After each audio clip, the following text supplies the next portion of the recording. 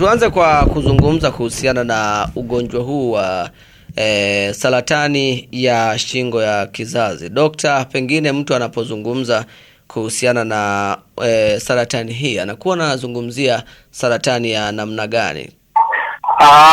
Kwa majina anaitwa Rubango Lucas Chikanda. Ninafanya kazi katika kituo cha afya Igurubi. Neno saratani ya shingo ya kizazi watu wengine wanalifahamu kama saratani ya mlango wa kizazi, lakini yote ina maana ile ile. Ni tatizo ambalo linawakabili akina mama kwa kiwango kikubwa, na ni tatizo ambalo linasababisha vifo kwa akina mama wengi duniani kote. Kwa namna hiyo, elimu hii ya kulitambua saratani ya shingo ya kizazi ni ya muhimu kwa jamii yetu, ili iweze kutambua vyanzo, iweze kutambua dalili zake, makundi yaliyo hatarini kupata tatizo hili, lakini jinsi ya kujikinga na vipimo na kadhalika. Naam, daktari, kwenye hilo umezungumza kuhusiana na maana nzima ya saratani ya shingo ya kizazi. Pengine kwa mtu ambaye hafahamu zaidi kwamba chanzo chake huwa ni nini, lakini pia tunatamani kufahamu dalili zake, mtu akiona hiki kitu kwa mwanae, kwa binti yake, aweze kutambua tayari binti yangu anakabiliwa na saratani ya shingo ya kizazi. Na tunapozungumzia saratani ya shingo ya kizazi, maana yake tunazungumzia kwenye kizazi, yani kwenye mfumo wa uzazi. Kuna sehemu ambayo inaitwa mlango au shingo ya kizazi, ambayo kitaalamu inaitwa cervix. Sehemu hiyo ndio wale wadudu wanaosababisha, yani virus wa kibinadamu wanaosababisha saratani, ambao kitaalamu wanaitwa human papillomavirus, yani HPV. Hao ndio virus wameitwa hivyo kwa sababu ya jina kibinadamu, kwa sababu wanaathiri binadamu 100%. Ndio maana wanatumia jina la human papillomavirus, maana yake wanaathiri mwanadamu tu. Na hao walienda kuathiri sehemu ya shingo ya kizazi au mlango wa kizazi, ambao mara nyingi unaitwa cervix kwa kitaalamu, ambao inaitwa cervix. Na ugonjwa huu au virus hawa ni wanapatikana, au mama anaweza akawapata kupitia njia ya kujamiana na mtu mwenye maambukizi hayo, yani hasa mwanamume. Mwanaume anaweza akamwambukiza mwanamke, lakini mwanamume huyo lazima awe na maambukizi au virus. Kwa mwanaume haina athari sana, ila athari kubwa inakuja kwa mwanamke, ambaye ndio virusi hao wanaenda kufanya kuathiri zaidi kwenye maeneo hayo ya saratani, maeneo hayo ya mlango au ya mji au shingo ya kizazi. Na mara nyingi hapo ni kwenda kuathiri mara nyingi maeneo hayo.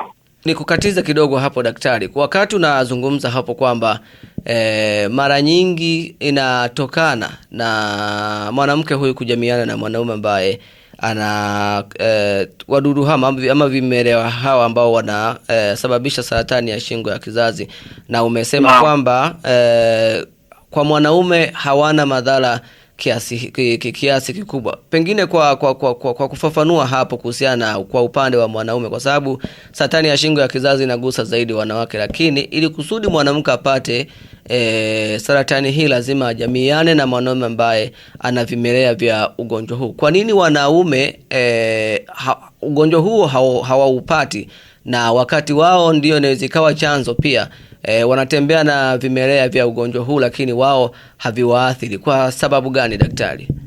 Kwa upande wa wanaume, wao wanaathirika, lakini athari zao ni ndogo sana, hazijulikani mapema ukilinganisha na upande wa wanawake, kulingana na mfumo wa maumbile yao jinsi ulivyo. Kwa sababu kwa hawa wenyewe hawa virus ambao ni human papillomavirus, wao wanaenda kuathiri kwenye shingo ya kizazi. Maana yake ni sehemu ndogo tu, maumbile ya mwanaume yanapoingia kwa mwanamke, ni hapo tu sehemu ya mlango wa kizazi, ambayo ni ndio njia ya kwenda kwenye kizazi chenyewe ndani kwenye uterus au mji wa mimba. Kabla kufika hapo, maana yake hapo kwenye mlango ndipo hao wadudu wanaanza kufanya hali ya kuota. Wanakaa hapo, wanaenda kushambulia kidogo kidogo seli za hiyo seli za shingo ya kizazi au cervix, zinaanza kuuawa, zinabadilishwa. Mabadiliko yake yanaweza kupelekea uvimbe mdogo mdogo ambao hauna maumivu, tutaangalia zake baadaye hapo. Lakini kadri siku zinavyokuwa zinaenda, ndio saratani yenyewe inaanza kukua na hatimaye inakuwa kubwa kabisa. Na ukiangalia hapo kuna makundi ambayo ya kina mama ambao kwa hatarini sana. kupata saratani ya shingo ya kizazi. Yapo makundi mengi ambayo kwamba kwa kina mama au kwenye kundi hili lazima wanaweza kukabiliwa na tatizo la au kwenye kikundi au kwenye uwezekano mkubwa wa kupata saratani ya shingo ya kizazi. Kwa hiyo kwa wanaume ni asilimia ndogo sana dalili zao kulingana na maumbile yao, ya nature ya maumbile yao, lakini kwa mwanamke dalili zinakuwa zinaonekana kwa haraka sana, na makundi yapo kadhaa ambayo yanasababisha hiyo hali kwa kina mama kupata hiyo tatizo la saratani ya shingo ya kizazi. Kwenye makundi hayo ni mtu wa umri gani ama ni mwanamke wa umri gani anaweza akapata saratani hii ya shingo ya kizazi, ama akifika umri fulani kwake yeye hawezi kupata? Lakini pia wengi wanasema ni kwenye umri huu wa miaka 19 mpaka 10 na ngapi, lakini kwa kipindi hicho na dalili yake ambao umesema kwamba chanzo chake ni kufanya mapenzi ama kujamiiana na mwanaume mwenye vimelea hivyo, kwa umri huu ni kweli kwamba watoto tayari wameshaanza mambo hayo?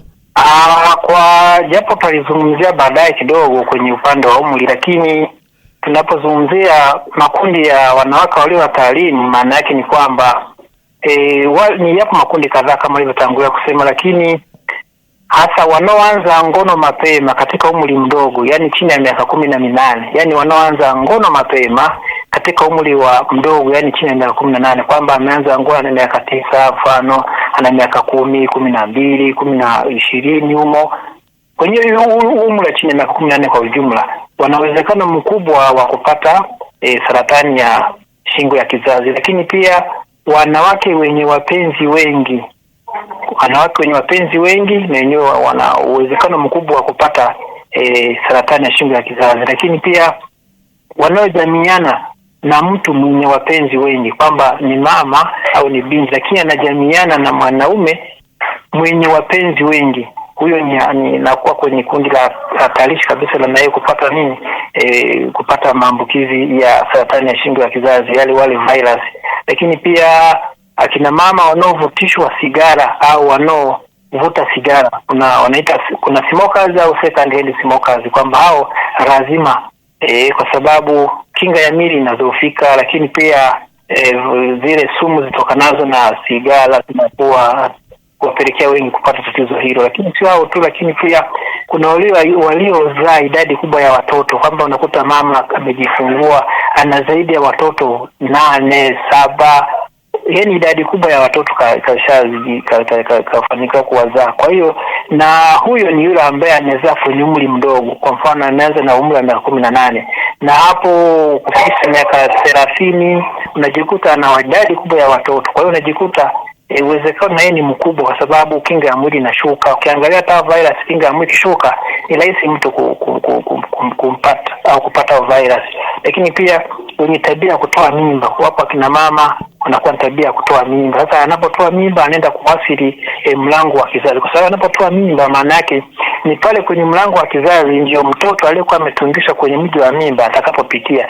Sasa kitendo cha kufanya mazoezi anakuwa anatoa mara kwa mara, anatoa mimba mara kwa mara, inaweza ikapelekea akapata saratani ya shingo ya kizazi. Lakini pia kwa kina mama au walio na maambukizi, kina mama ambao kinga yao ya mwili imepungua zaidi kutokana na maambukizi ya virusi vya ukimwi, tafiti ziko sahihi kabisa kwamba hao wanakuwa na uwezekano mkubwa wa kupata saratani ya shingo ya kizazi, hao kina mama ambao wana maambukizi ya virusi vya ukimwi. Kama nilivyosema mwanzoni kwamba mtu akiwa na maambukizi ya virusi vya ukimwi maana yake na kinga ya mwili inashuka. Ikishashuka kuna uwezekano pia hawa kina mama kupata tatizo hilo. Lakini pia kina mama ambao hawapendelee kula mboga, mwili wapendelee kula mboga na matunda mara kwa mara, kwa hiyo jikuta mwili haujengi virutubisho vizuri ambavyo inaweza kumfanya akawa na afya bora. Yapo makundi mengi, lakini pia wale ambao wanapenda kukula vyakula vyenye mafuta mengi, hasa yatokanayo na wanyama, sababu utambue kwamba vyakula vya mafuta mengi si licha tu ya kusababisha saratani, lakini inasababisha na magonjwa mengine. Kwa hiyo wanaopendelea hivyo akina mama maana yake wanawezekana pia mkubwa wa kupata tatizo hilo la saratani ya shingo ya kizazi, kwa maana wale virus wanakuwa ni rahisi wao kukua au kuongezeka au wanapoingia kwenye kwenye kujamiana, maana yake uwezekano ni mkubwa wa huyo mama kupata maambukizi kwa kiwango kikubwa sana. Wakati unazungumza hapo daktari, kuna baadhi ya magonjwa ukizungumza kwamba labda tuzungumzie ugonjwa wa gonolea, unakuta mtu labda anatokwa na uchafu sehemu zake za siri. Kuna wengine labda unawashwa, dalili zake ni hizo. Kwa saratani ya shingo ya kizazi, mama ama mzazi anatamani kufahamu zaidi kwamba binti yangu kwa sasa ana changamoto ya saratani ya kizazi kwa sababu ya dalili ambazo kaziona. Kwa kuangazia hapo, pengine ni nini ambacho akikiona mzazi kwa binti yake anachokabiliwa nacho, ama kimuona ama binti mwenyewe akiona dalili hizi ajue kabisa kwamba kwa sasa ana saratani ya shingo ya kizazi? Kuna viashiria au dalili za awali ambazo zinaonyesha huyo mtu ana maambukizi ya virus hawa wa shingo ya kizazi, wanaitwa saratani ya shingo ya kizazi. Na kama tulivyoanzia kuzungumza mwanzoni kwamba mwanamke alianza ngono akiwa na umri mdogo, yani umri wa miaka 8, au kwenye yale makundi nimeweza kuyataja, anaweza akawa akianza kuonyesha dalili zifuatazo, maana kuna uwezekano mkubwa akawa na tatizo la saratani ya shingo ya kizazi. Dalili hizo ni kama vile anaweza akawa anatokwa na majimaji au uchafu kusiko kwa kawaida ukeni, anatoka majimaji ukeni, au uchafu sio kawaida ukeni. Kuna ule uchafu ambao unatoka kwa kina mama, huo ni wa kawaida, inaitwa normal vaginal discharge, ambao ni wa kawaida tu kwa kina mama nao. Na mama kama hatakuwa na ule toki maji, maana yake pia kitaalamu naye anakuwa tatizo la hizo shida ya hormone. Lakini kwa huyu anakuwa toka maji sio ya kawaida, yani uchafu sio kawaida kutoka ukeni, ya kwanza.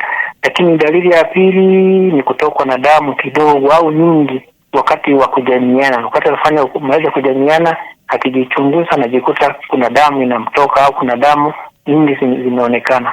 Na wakati mwingine kwa mama ambaye wako kwenye siku zake za hedhi na hapo kwenye siku zake za hedhi, lakini baada ya kujamiana anaona kuna damu zake zikimtoka, maana yake hiyo pia ni dalili ya kuonyesha kwamba huenda akawa na dalili za saratani ya shingo ya kizazi. Dalili nyingine ni maumivu wakati wa kujamiana. Hapo kina mama anaweza akawa nahisi anapojamiana sikia maumivu makali. Hiyo ni ishara kwamba anaweza akawa na dalili za saratani ya shingo ya kizazi. Nyingine ni kutoka na damu ukeni kwa mama waliokwisha kukoma hedhi, yani kitaalamu inaitwa menopause. Kama mama huyu awali alikuwa anaona mzunguko wake wa kawaida wa hedhi, lakini baadaye kulingana na umri akakoma, na baada ya kukoma kwa siku kadhaa au miaka kadhaa anaanza kuona damu inamtoka ukeni. Maana yake ni nini? Kuna shida, huenda ndio akawa na dalili ya saratani ya shingo ya kizazi. Lakini pia anaweza kuwa na maumivu ya nyonga au kiuno, nyonga au chini ya kitovu nasikia maumivu makali. Sasa mama akiwa na dalili hizo nilizozitaja, hahukumiwi kwamba ana saratani ya shingo ya kizazi, isipokuwa pale atakapoenda kufanywa vipimo. Kwa hiyo lazima kujiridhisha kwamba je, kutoka damu ukeni kwa huyu mama kumesababishwa na saratani au ni magonjwa mengine au ni staili ya walivyokuwa na jamiana na mume wake limepelekea hiyo. Maana kama ni sio hivyo, lazima mtaalamu lazima amfanyie uchunguzi kujiridhisha na dalili alizonazo nilizotaja hapo, kwamba je, hizi dalili na alivyo ni kweli dalili za saratani ya shingo ya kizazi. Lakini uwezo kusema moja kwa moja mpaka ufanyie uchunguzi ujiridhishe kwamba kumbe ni kweli kulingana na dalili anazoonyesha zimejiridhisha kweli ana saratani ya shingo ya kizazi. Kwa hiyo hizo ni dalili za awali ambazo zinaweza kumwashiria mama anapoziona lazima achukue hatua haraka kwenda hospitalini kwa ajili ya kufanyia uchunguzi kuona je, alizonazo dalili hizo ni za saratani ya shingo ya kizazi. Kwenye hilo pia daktari, baada ya kueleza hizo dalili za saratani ya shingo ya kizazi, ningependa kufahamu zaidi madhara yake ya ugonjwa huu. Una madhara yapi kwa ndugu zetu, dada zetu, mama zetu? Kwanza akishaingia kwenye tatizo, akishagundulika na tatizo la saratani ya shingo ya kizazi, maana yake uwezo wake wa kuzaa tena unapungua au haupo kabisa, hawezi kuzaa kwa sababu kwanza hawezi kushiriki tendo. Kama hawezi kushiriki tendo, maana yake hawezi kuzaa. Kwa hiyo athari ya madhara ya kwanza ni kutokupata mtoto tena kama hakuwahi kupata mtoto. Lakini kama aliwahi kupata mtoto, na ndio hivyo hali yake inakuwa hivyo, hatapata na mtoto mara nyingi, kwa sababu saratani kama ilivyo maumivu ni makali na damu inamtoka, kwa hiyo kiasi kwamba raha ya maisha hawezi kuwa nayo. Kwa hiyo kuzaa na koma, lakini pia ni migogoro ya kwenye familia. Inaweza kuwa na migogoro kama mwanaume alikuwa bado anapenda kupata mtoto, hasa kwa kina mama ambao walikuwa kwenye umri wa kuzaa lakini aligundulika na saratani, maana yake uwezo wa kuzaa hata kuwa nao, na kama hata kuwa nao ni migogoro kwa ndoa yake. Kwa hiyo mwanaume anaweza kusema huyu ana tatizo, akaamua kuoa mke mwingine. Lakini nyingine ambayo ni mbaya zaidi ni kifo. Kama nilivyotangulia mwanzo kwenye utangulizi kwamba saratani ya shingo ya kizazi inaongoza kwa vifo vya wanawake wengi duniani kote. Ukiingia kwenye statistics, akina mama wengi wanaokufa kutokana na saratani ya shingo ya kizazi ni wengi sana. Kwa hiyo hayo ndio madhara kwa ufupi tu, kwamba mama anapogundulika na saratani ya shingo ya kizazi, maana yake atakumbana na madhara hayo, kwamba hata kwenye masuala ya kisaikolojia mama huyu lazima atakuwa vizuri kisaikolojia na wazi tatizo lake. Lakini pia hata kama alikuwa masuala ya kiuchumi, hataweza kushiriki masuala ya kiuchumi, hawezi, kwa sababu hawezi kwenda shughuli alizokuwa amezizoea wakati wa tatizo. Lakini pia gharama zinakuwa nyingi za matibabu. Ukiangalia, tutakapoangalia mbeleni huko, tutaangalia kwenye gharama ni kubwa sana.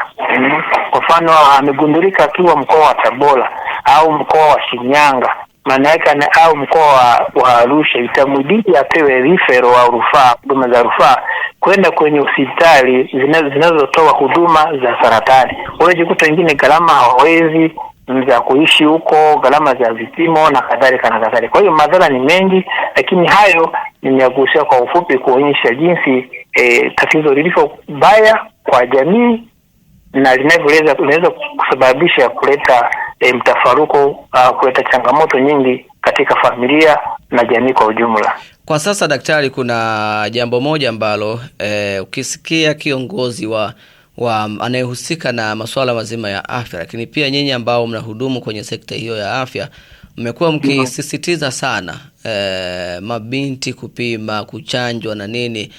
Pengine kabla hatujaja kuwagusia kuhusiana na chanjo hii ya saratani ya shingo ya kizazi na matibabu yake, tatizo hili kwa nyinyi ambao mko field kwenye eneo hilo ni kubwa kiasi gani?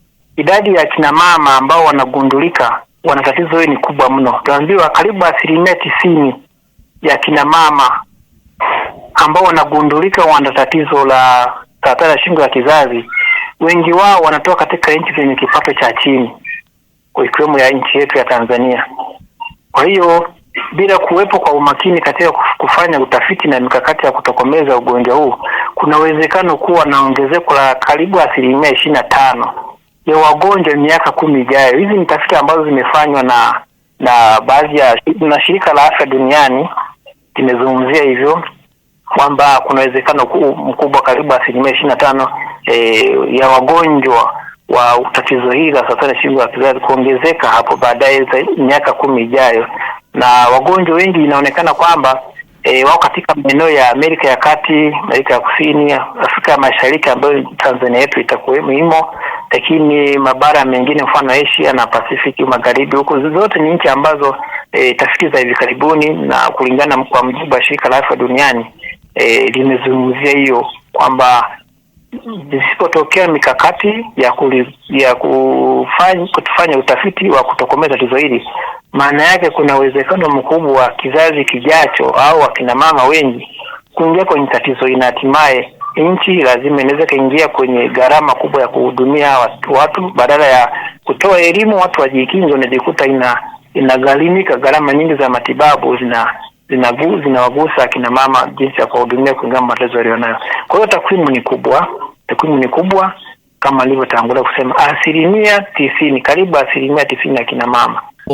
Ukiangalia hapo wakati unafafanua kuhusiana na ukubwa wa tatizo hili, lakini pia madhara yake ambayo umeyaeleza hapo kabla ya hiki, tunatamani kufahamu zaidi kuhusiana na swala zima la matibabu ya ugonjwa huu wa saratani ya shingo ya kizazi, lakini pia takwimu zaidi kuhusiana na gharama yake mtu anapopatwa. Lakini pia mtu anaweza kutamani akajiuliza kwamba ugonjwa huu ni ukishaupata labda ni kama huu wa kudumu ambao sasa hivi wanaoitwa wa kudumu kwa maana ya ukimwi. Mtu akishaupata ndo basi tena hatawezi kutibiwa.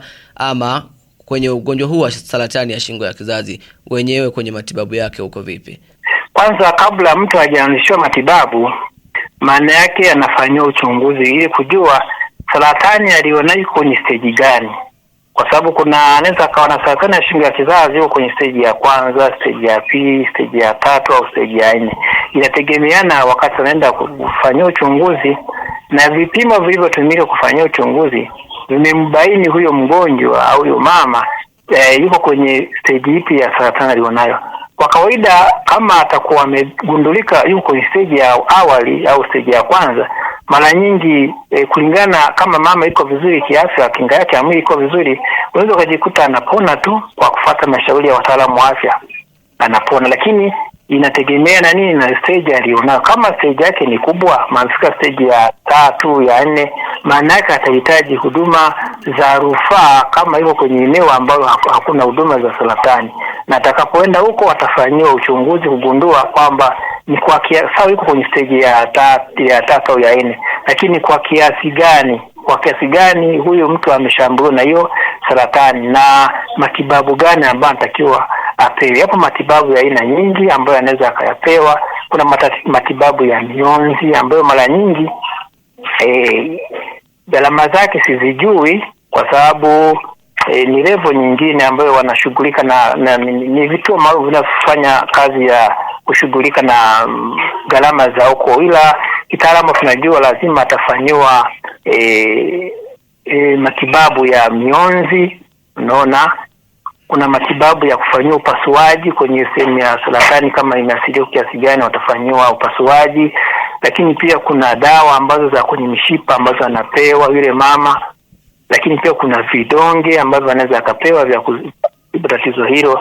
Lakini pia kuna tiba ya vichochezi vya hormone ambavyo vinasaidia pia kumtibu huyu mama ambaye ana tatizo la saratani ya shingo ya kizazi.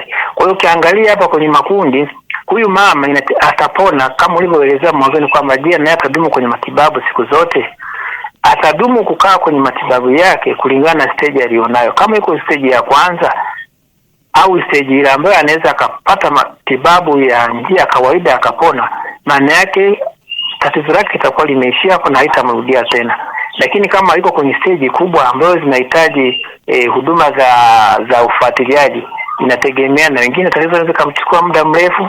Ndio maana kwenye hospitali nyingi zinazotoa hizo huduma kuna kitu kinachoitwa palliative care, kwamba huyu mama tunagundua tatizo lake ni la muda mrefu na halitakuisha kwa haraka.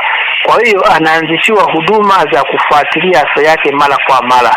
Maana yake ataanzishiwa kliniki ambazo zitamsaidia yeye kufuatiliwa kwamba amekuja mara ya kwanza, amechunguzwa, amegundulika na tatizo 1 2 3, ametibiwa, na awamu ya pili anapewa referral za zile follow up za kurudi kuangalia ni kwa kiasi gani saratani yake inaendelea kupungua, au kama haijapungua anabadilisha matibabu kulingana na matibabu aliyoanza nayo.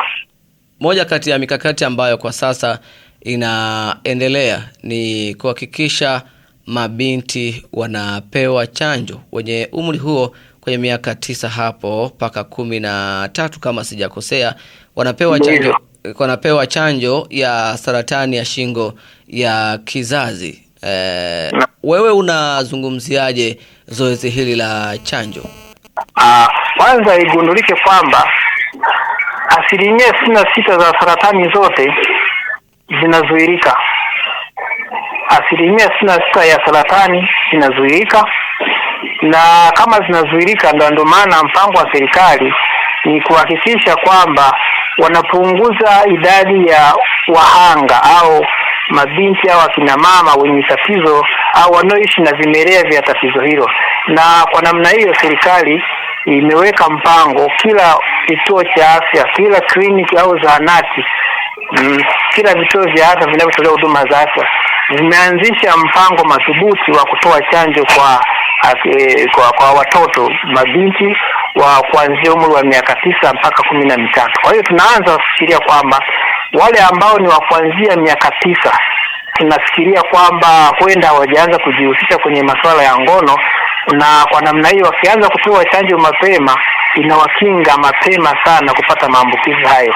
Lakini tunawashauri wengi wasijihusishe kwenye masuala ya ngono katika umri huo, ili wasiweze kupata maambukizi, licha ya kwamba atakuwa ameshapata chanjo, lakini inategemeana na hali ya tabia na mwenendo wa maisha yao. Wanaweza akachanjwa lakini yeye kumbe ni mhanga wa ngono muda mrefu, na kwa namna hiyo ndio maana inashauriwa wasianze ngono mapema, lakini pia wakiwa na viashiria vya dalili fulani hivi waweze kuonana na wataalamu wa afya kwa ajili ya uchunguzi zaidi.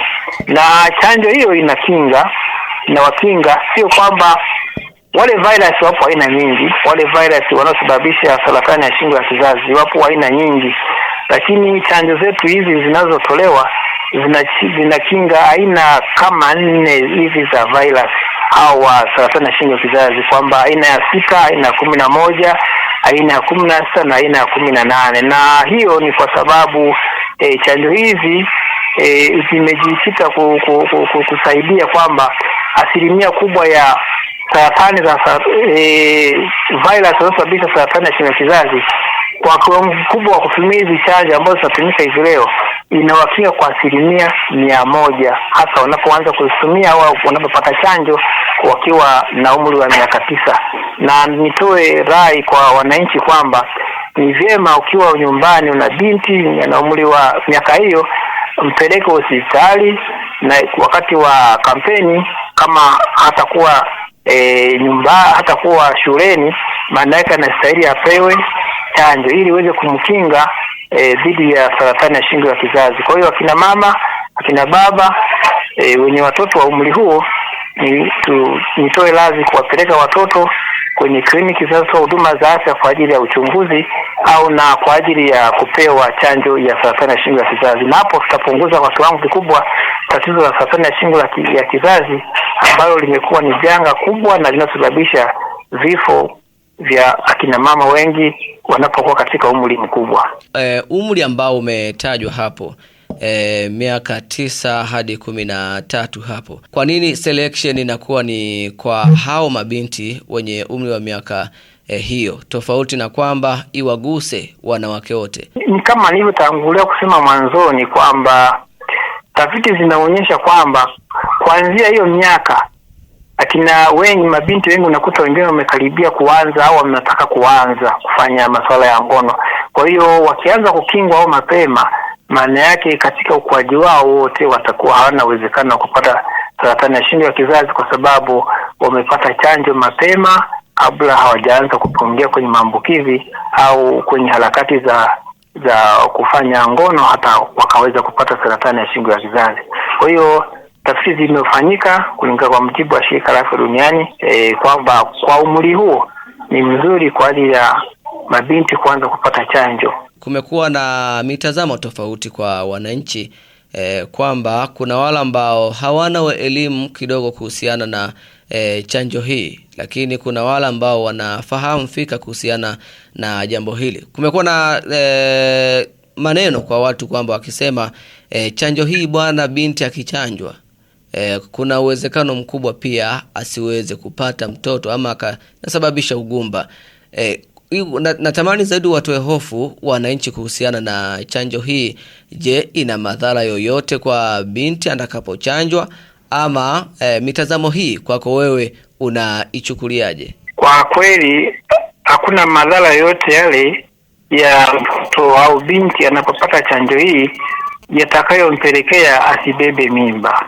Tuchambue kwamba ile ni saratani hii hii chanjo hii anayoichanja inaenda kuzuia kwenye mji wa au kwenye mlango wa kizazi. Yenyewe inafanya kazi kumkinga huyo binti asipate saratani ya shingo ya kizazi. Yenyewe haingii moja kwa moja au haihusiani moja kwa moja na masuala ya utengenezaji wa mayai. Maana ili mtoto abebe mimba, maana yake mifuko ya uzazi au zile mifuko ya mayai, yani zile ovaries, ziweze kukomaa, zifikie umri wa kukomaa, zianze kuzalisha, kutoa mayai, na hapo atabeba mimba. Kwa hiyo saratani ya shingo ya kizazi ama hizi chanjo anazozipata kwa ajili ya kukinga na saratani ya kizazi hazihusiani kabisa na binti kutokupata ujauzito atakapokuwa ameolewa, anapokuwa anahitaji kupata mtoto. Kwa hazihusiani kabisa, kwa sababu saratani hizi chanjo zinamkinga dhidi ya kupata wale virus tu, zinamkinga dhidi ya kupata virus tu, hazihusiani na kumkinga kupevusha mayai, kwa sababu upevushaji wa mayai ni hatua nyingine, na kumkinga dhidi ya ugonjwa saratani na yenyewe ni njia nyingine. Kwa hiyo mfuko wa mayai unakuwa salama, utazalisha mayai, vifuko vya mayai zile ovaries utazalisha mayai kama kawaida, na mtoto huyu au yai itakapokuwa limerutubishwa kwa wakati wa kujamiana, maana yake mtoto ataenda kujishika kwenye miti wa mimba, yani uterus, na ataendelea kukua humo vizuri. Na kwa sababu mtoto atakuwa, na kwa sababu huyo binti atakuwa amekingwa na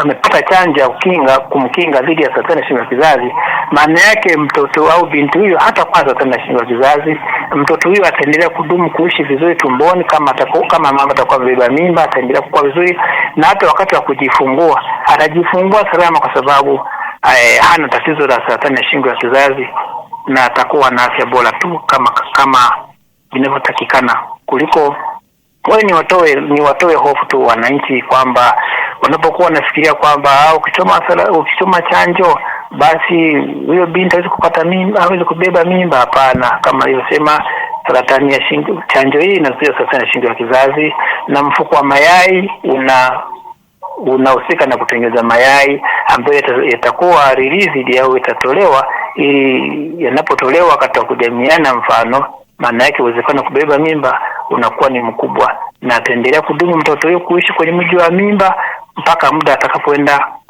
utakapotimia kuzaliwa huyo mtoto, anazaliwa akiwa salama kabisa. Naam, karibu kwa neno lako kwa wananchi. Kwa neno ambalo nataka kuwaasa kama nilivyotangulia kusema, maana yake kwa walioanza ngono mapema ama yale makundi niliyoyataja, wanashauriwa akina mama wote waanze wahudhurie kliniki ya mama na mtoto.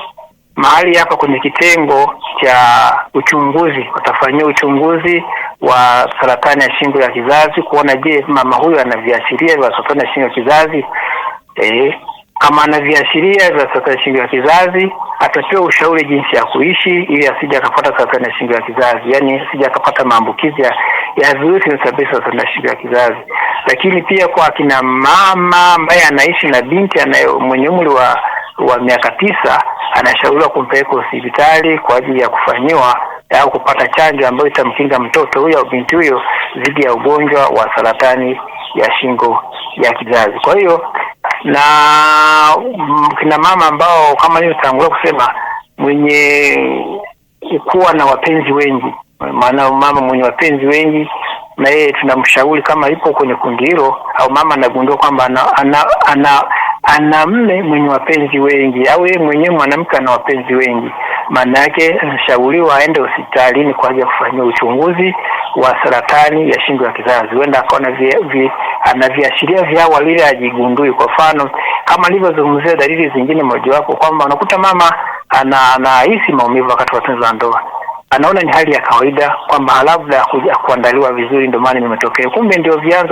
ndio anaanza kuashiria kuingia kwenye tatizo. Au mama anaona anatoka majimaji ukeni, anajua labda ni magonjwa ya ngono tu ya kawaida. Kumbe mama ndio anaanza kuingia kwenye dalili ya saratani ya shingo ya kizazi kuongezeka. Au mama anakuwa anasikia maumivu ya tumbo la chini kama nilivyosema mwanzoni, anasikia labda na UTI tu, ni ugonjwa wa kawaida tu. Kumbe mama ameshaingia kwenye tatizo la saratani ya shingo ya kizazi. Kwa hiyo mama mwenye makundi niliyotaja mwanzoni na haya ambayo nimezungumzia kama kuongezea, ni lazima aende hospitalini kwa ajili ya kufanyia uchunguzi. Inashauriwa apime mara ngapi, labda kwa mwaka ama kwa muda gani, interval ya muda gani, ili kusudi aweze kutambua kwamba afya yake iko vipi, hususan kwenye ugonjwa huu wa saratani ya shingo ya kizazi? Kama nilivyozungumzia mwanzoni kwamba saratani ya shingo ya kizazi ni ya pili katika kusababisha vifo vya kina mama baada ya saratani ya matiti, lakini inaweza kuzuilika kwa kutambua na kutibu mapema kabla ya tatizo halijawa kubwa. Kabla tatizo halijawa kubwa anawahi kutibiwa mapema. Na kwa kawaida wote walio katika kundi la uzaaji, yani kwenye umri wa kuzaa, ambao wamepata uzoefu wa ngono lazima wapime kila mwaka. Unaona, wala ambao wamefanyaje, wala ambao walio katika kundi la uzaaji, yani kwenye umri wa kuzaa, na ambao wamepata uzoefu wa ngono, yani wamekuwa kwenye historia hiyo, lazima wapime angalau kila mwaka, wapime mara moja. Lakini kama kipimo kimefanyika miaka 3 mfululizo na hali iko vizuri kabisa kama kawaida, basi inaweza kurudiwa tena baada ya miaka 3 baada ya pale. Lakini kwa wale ambao wanawake ambao wameondolewa mji wa uzazi kwa sababu ambazo hazihusiani na saratani ya shingo ya kizazi, hawa hawana haja ya kupima, kwa sababu hapo akina mama wengine aliondolewa mji wa mimba kwa sababu ya shida fulani.